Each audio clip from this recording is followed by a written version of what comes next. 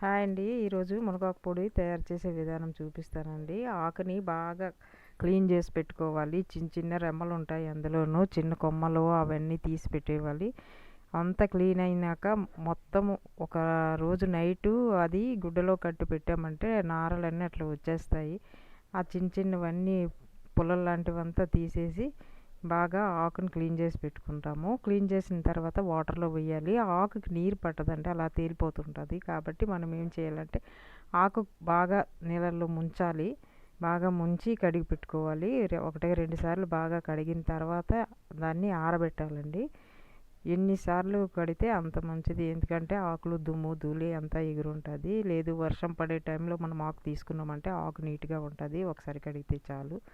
దీనిలో మంచి విటమిన్స్ ఉన్నాయండి. బీపీ షుగర్ని కంట్రోల్ చేస్తుంది. కెరటిన్ అనే పదార్థం దీనివల్ల మనకి హెయిర్కి గోల్డ్కి బాగుంటుంది.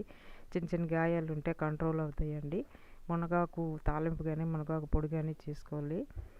బాగా నీట్గా 2-3 సార్లు కడిగి ఆ జల్లెల్లో వేసి వడబెట్టుకోవాలి. వడబోసిన తర్వాత ఒక క్లాత్లోను మనం అంతా బాగా తీయాలి. ఆ జల్లెడిని చూడండి, అట్లా నీళ్ళల్లో ముంచి తీసిన తర్వాత మనకి చిన్న చిన్నవన్నీ ఆ జల్లెల్లో వచ్చేసాయి. అవి కారిపోయిన తర్వాత మనకి ఇప్పుడు ఆ నీళ్ళతో పాటు దాన్ని వడగట్టుకొని ఒక క్లాత్లో మొత్తము ఆకుని ఆరబెట్టుకోవాలి. నీళ్ళన్నీ ఆరిపోయిన తర్వాత నీడలో ఆరబెట్టాలండి, ఎండలో ఆరబెట్టకూడదు. కొంచెం బాగా ఆరిన వరకు చూసి నీళ్ళు ఆగిన తర్వాత ఇంకోసారి దాన్ని మళ్ళీ కలబెట్టుకోవాలి. అలా 2-3 సార్లు అయితే అది ఆరిపోతుంది. ఇప్పుడు దానికి కావాల్సిన పదార్థాలు నువ్వులు 1 స్పూను, జీలకర్ర 1 స్పూను, ధనియాలు 1 స్పూను, 2 స్పూన్లు శనగపప్పు, 2 స్పూన్లు ఉద్దిపప్పు అండి. కొంచెం తెల్లుల్లి, ఎండుమిర్చి, కరివేపాకు వేసుకోవాలి. దాన్ని కొంచెం నూనె ఒక 2 డ్రాపులు నూనె వేసుకొని ఆ నూనెలో బాగా వేయించుకోవాలి. వేయించుకున్న తర్వాత పొడి చేసుకోవాలండి. విడివిడిగా వేయించుకోవాలి. ఒక్కొక్కటిగా వేయించుకుంటే బాగుంటుంది. ఒకటి వేగం ఎగుతుంది, ఒకటి లేటుగా అవుతుంది. కాబట్టి ఫస్ట్ శనగపప్పులు, తర్వాత ముద్దపప్పులు వేయించుకున్నాము. తర్వాత ఈ ధనియాలు అన్నీ ఒక్కొక్కటిగా వేయించుకొని ఒక ప్లేట్లో తీసుకోవాలండి. ప్లేట్లో తీసుకున్న తర్వాత చల్లారినాక పొడి కొట్టాలి.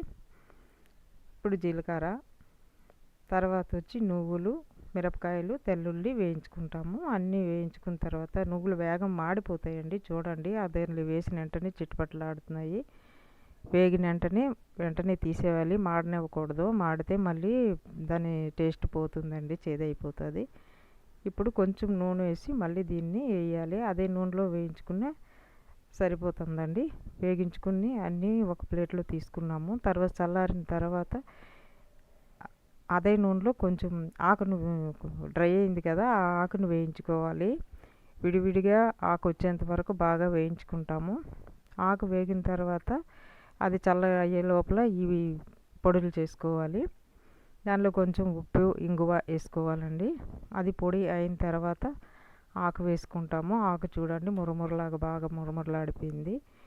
ఆకు ఇప్పుడు పొడి చేసుకొని ఆకు పొడి 2 కలుపుకోవాలి.